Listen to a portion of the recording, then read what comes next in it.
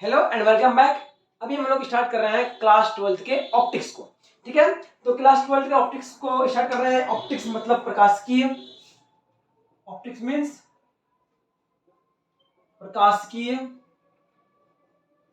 ये बहुत ही important topic है बोर्ड के हिसाब से भी और जेई मेन नीट के हिसाब से भी।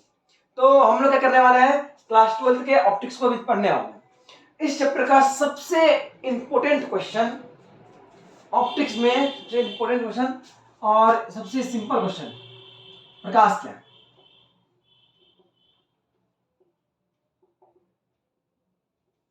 प्रकाश क्या है?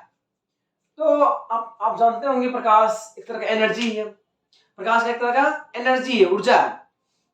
और क्या करता क्या है, आप अगर सोचिए प्रकाश ना हो तो क्या होगा। हर तरफ अंधेरा अंधेरा रहेगा, कुछ दिखेगा नहीं दिखेगा। तो प्रकाश ऊर्जा का ऐसा रूप है, ऊर्जा क्या है, एक ऐसा रूप है जिसकी मदद से हम कोई वस्तु को देख सकते हैं। जिसकी मदद से हम क्या कर सकते हैं, कोई वस्तु को देख सकते हैं।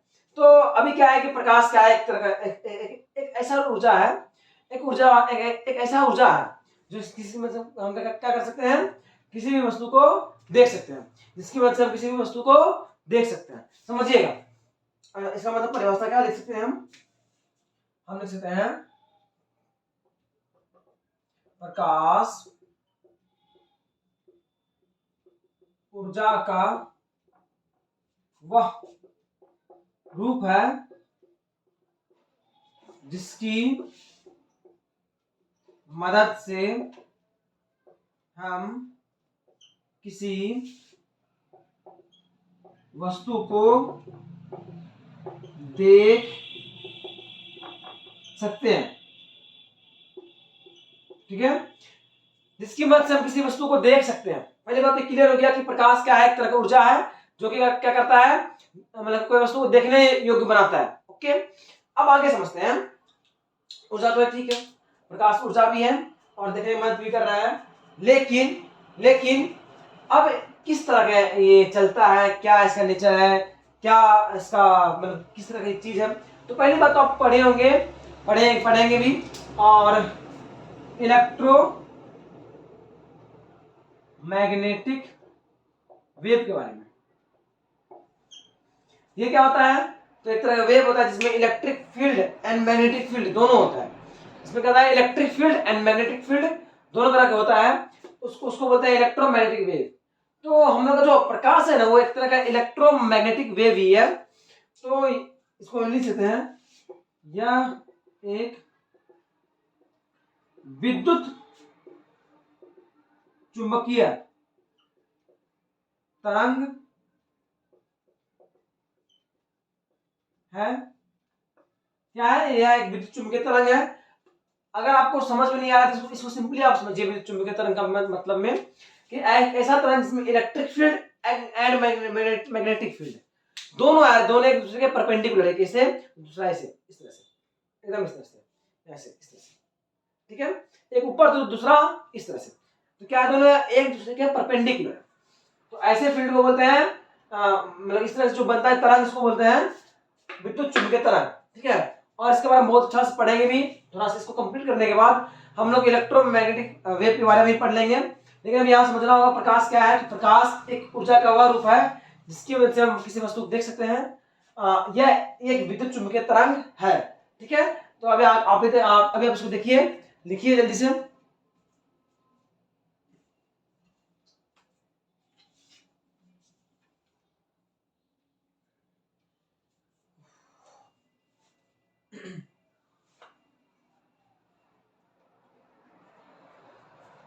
और अगर किसी को जानना है ऑप्टिक्स क्या है, तो ऑप्टिक्स कुछ भी नहीं है। ऑप्टिक्स फिजिक्स का एक ब्रांच, जैसे कि फिजिक्स में बहुत सारा है, इलेक्ट्रिक करंट, इलेक्ट्रोस्टैटिक, उसी प्रकार ऑप्टिक्स भी फिजिक्स का एक ब्रांच है जहां पर हम प्रकाश के बारे में पढ़ते हैं। ठीक है ना, अगर किसी को ऑप्टिक्स के बारे में जानना है, ऑप्टिक्स कुछ भी नहीं है, एक सिर्फ एक फिजिक्स का छोटा सा भाग है, पार्ट है। तो लिखेंगे यह फिजिक्स का एक ब्रांच है जहां हम प्रकाश के बारे में पढ़ते हैं, जहां हम प्रकाश के बारे में पढ़ते हैं। तो ऑप्टिक्स क्या है? फिजिक्स का एक ब्रांच है जहां हम फिजिक्स के बारे में क्या करते हैं, ऑप्टिक्स प्रकाश के बारे में पढ़ते हैं, लाइट के बारे में पढ़ते हैं। तो ऑप्टिक्स दो तरह का गया, और फिर आगे जाके मैंने ऑप्टिक्स को दो तरह का बांटा गया। पहला रखा रे ऑप्टिक्स, दूसरा रखा वेव ऑप्टिक्स। अब मतलब तो प्रकाश को लेकर के एक बहुत बड़ा समस्या पैदा हुआ है कि प्रकाश रे है, या प्रकाश एक पार्टिकल है, या प्रकाश एक वेव है। तो इसके बारे में हम जानेंगे भी, बट आप फिलहाल ये समझिए कि जिस कुछ कुछ घटना को कुछ घटना को हम प्रकाश के पार्टिकल रूप में लेकर समझते हैं, और कुछ कुछ घटना को हम प्रकाश के वेव के रूप में समझते हैं। तो जहां पर हमको वेव का मदद मिला, तो उसके जहां पे हमको वेव की मदद से पढ़ना पड़ा, उसको बोले वेव ऑप्टिक्स, और जहां पे हमको पार्टिकल की मदद से पढ़ना पड़ा, उसको बोले रे ऑप्टिक्स। ठीक है, समझिएगा, फिलहाल यही समझिए। अभी शुरुआत की है, थोड़ा पेशेंस रखिए। 20 से 25-30 दिन में आपको ये समझ में आ जाएगा प्रकाश वेव है या क्या बोलते हैं पार्टिकल। तो 20 से 25 दिन आप पेशेंस में रखिए, और फिलहाल हम समझिएगा इसको दो पार्ट में बांट दिया, एक वेव ऑप्टिक्स और एक रे ऑप्टिक्स। क्यों बांटा? तो प्रकाश का समझिए, फिलहाल ऐसे समझिए कि प्रकाश को जो पढ़ना है, किसी का प्रकाश के बारे में जो पढ़ेंगे, तो प्रकाश के बारे में जो पढ़ेंगे, तो इसका दो मेथड लिया गया। कुछ घटना को प्रकाश के कुछ घटना को हम प्रकाश के पार्टिकल नेचर के अनुसार पढ़ते हैं, और प्रकाश के कुछ घटना को हम प्रकाश के वेव नेचर के कारण पढ़ते हैं। आसान होता है पढ़ना वहां से, आसानी के दोनों को मिक्सअप नहीं करके पढ़ सकते हैं, बट इधर से पढ़ना आसान, इसको इधर से पढ़ना आसान। तो कुछ घटना को प्रकाश के वेव के रूप में पढ़ते हैं, और कुछ घटना को हम पार्टिकल के रूप में पढ़ते हैं। ठीक है, तो ये जो जिस रूप में पढ़े ना, तो जहां पे हम जिसको जैसा पढ़े वैसा ऑप्टिक्स बन गया। तो ऑप्टिक्स का दो ब्रांच है, ऑप्टिक्स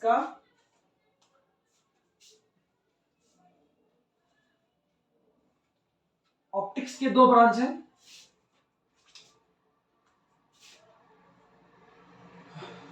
पहला है रे ऑप्टिक्स,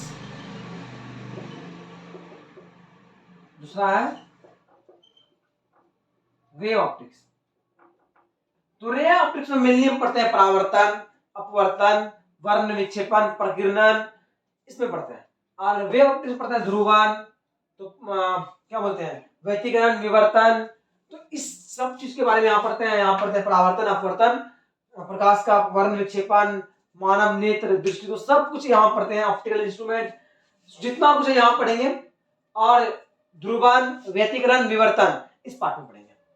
ठीक है, और इसमें और बहुत कुछ पढ़ना है। तो ऑप्टिक्स को दो भागों में बांट दिया गया, एक रे ऑप्टिक्स, एक वेव ऑप्टिक्स। क्यों बांटा गया? तो हमको पढ़ाई को आसान करने के लिए, एक तरह से कह सकते हैं कि पढ़ाई को बहुत आसान करने के लिए हम लोग क्या करते हैं, दो तरह से पार्ट बांट लेते हैं, एक रे और वेव। प्रकाश से कुछ नेचर को रे के अनुसार समझा जा सकता है, और कुछ नेचर को वेव के अनुसार समझा जा सकता है। तो जिसको जहां समझना आसान पड़ा, उसको हम उस कैटेगरी में रख करके पढ़ लिए, क्योंकि आसानी से पढ़ेंगे तब तो आगे बढ़ेंगे, समझ में नहीं आएगा कैसे होगा। ठीक है, तो अगर यहां तक हो गया है तो हम आगे बढ़ सकते हैं। बढ़ते हैं। अभी हम लोग जो फिलहाल पढ़ने वाले हैं ऑप्टिक्स में, पढ़ने वाले हैं रे ऑप्टिक्स। क्या पढ़ने वाले हैं? Ray optics.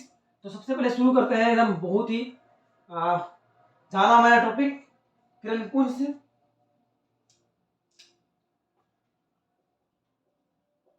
किरण पुंज, बीम ऑफ लाइट, ये क्या होता है? तो किरण पुंज कुछ भी नहीं है, जितना सारा प्रकाश का एक साथ बहुत सारा रे आता है, बहुत सारा किरण आता है, तो उस किरणों के समूह को, किरण के बंडल को क्या बोलते हैं? किरण पुंज कहते हैं। तो लिख सकते हैं किरणों के समूह को किरण पुंज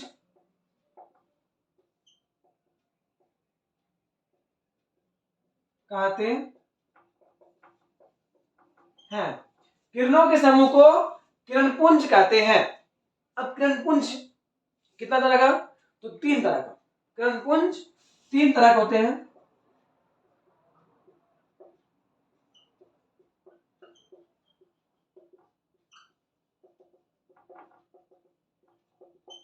नंबर 1 समांतर किरण पुंज,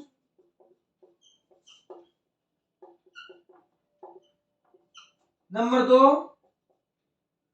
2 अभिसारी, नंबर 3 अपसारी किरणपुंज, अपसारी किरणपुंज। ठीक है, तो 3 तरह के होते हैं। नंबर 1 समांतर किरणपुंज, नंबर 2 अभिसारी किरणपुंज और नंबर 3 अपसारी किरणपुंज। ठीक है, समांतर, अभिसारी, अपसारी। ओके, अब यहां देखिए कि पहले इसको लिख लीजिए, तब इस तीनों के बारे में डिस्कस करते हैं। पहले जल्दी से स्क्रीनशॉट या फिर लिख लीजिए। लिखा गया? अब हम क्या करते हैं, आगे बढ़ते हैं। समांतर किसको बोलते हैं, आपको पता है? समांतर उसको बोलते हैं, 2 रेखा है, दोनों का बीच का डिस्टेंस को देखना होगा।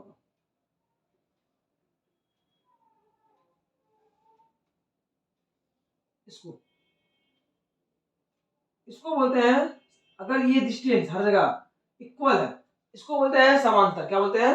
समांतर। ओके, तो समांतर किरणपुंज क्या होगा? तो वैसा किरणों का समूह जहां पर किरण जो था, किरण रे एक दूसरे क्या हो, समांतर हो। तो वैसा किरणों का समूह जहां किरण एक दूसरे का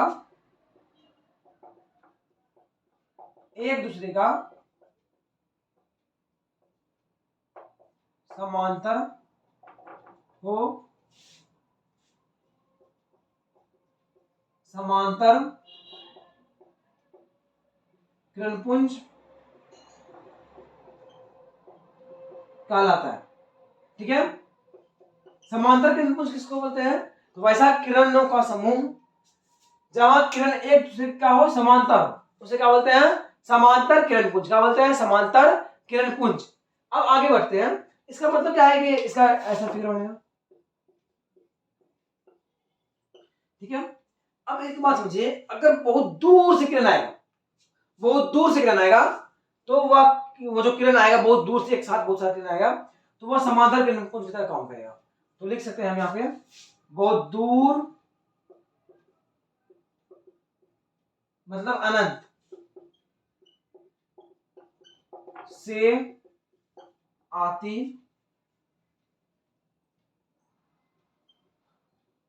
प्रकाश की किरणें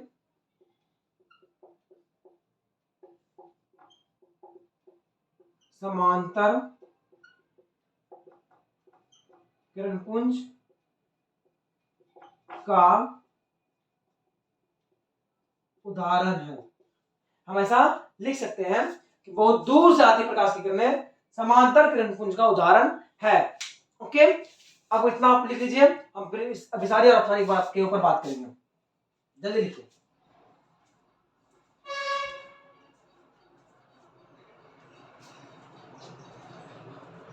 हो गया, डालते हैं।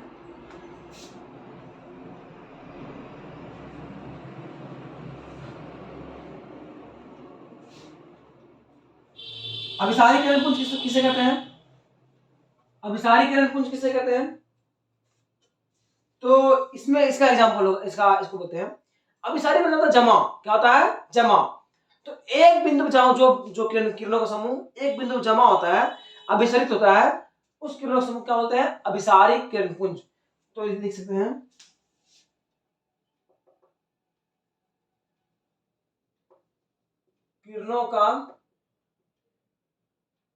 किरणों का ऐसा समूह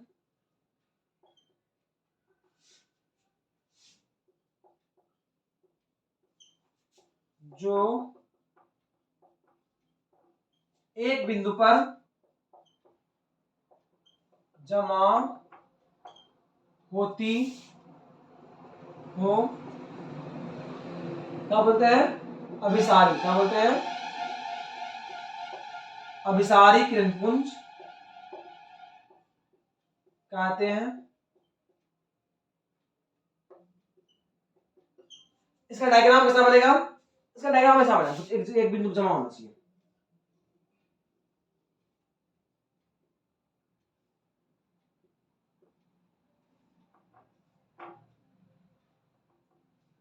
ठीक है, एक बिंदु जमा होना चाहिए, सब जमा हो रहा है, तो इस तरह किरणों समूह क्या बोलते हैं, अभिसारी किरण पुंज। क्या बोलते हैं, अभिसारी किरण पुंज। ठीक है, हो गया। अब लास्ट जो कि अपसारी है, ये बोलता है जमा, एक बोलता है समांतर। ये क्या होगा, एक बिंदु से फैलेगा, एक बिंदु से क्या होगा, फैलेगा। तो किरणों का ऐसा समूह जो एक बिंदु से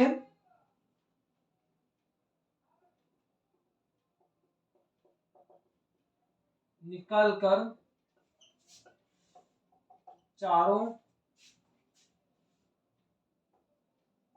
ओर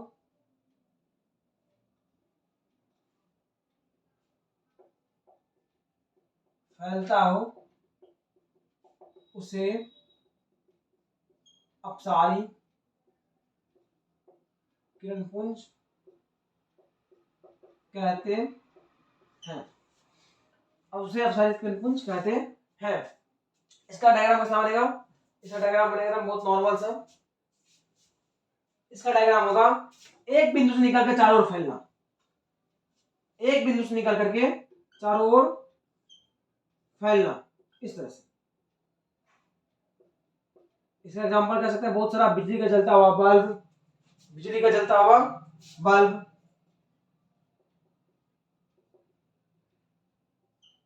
बिजली का जलता हुआ बल्ब, और मोमबत्ती, जलती हुई मोमबत्ती,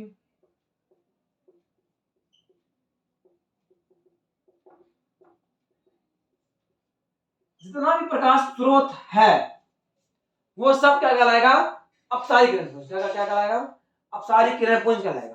ठीक है, समझिएगा। अभी हम क्या किए हैं कि अभी एक चीज का एग्जांपल नहीं निकाले, नहीं लिखाए हैं, वह अभिसारी किरणपुंज। तो आप लोग का होमवर्क है कि अभिसारी किरणपुंज का उदाहरण खोज करके प्लीज कमेंट करें। क्या बोले हम, अभिसारी किरणपुंज का एग्जांपल खोज करके कमेंट करें, या देखते कल नेक्स्ट वीडियो में क्या आंसर इसका होगा। तो आप कमेंट करें, थोड़ा खोजिए, सर्च कीजिए, तो आंसर जरूर मिलेगा। तो हम लोग मिलते हैं नेक्स्ट वीडियो में कल। आज के लिए बस इतना ही, लेकिन आज जो पढ़ाए हैं उसको याद करके ही रखिएगा। मेरा तो एक ही बात कहना है, जो पढ़े हैं याद होना चाहिए। ठीक है, तो मिलते हैं कल के वीडियो में।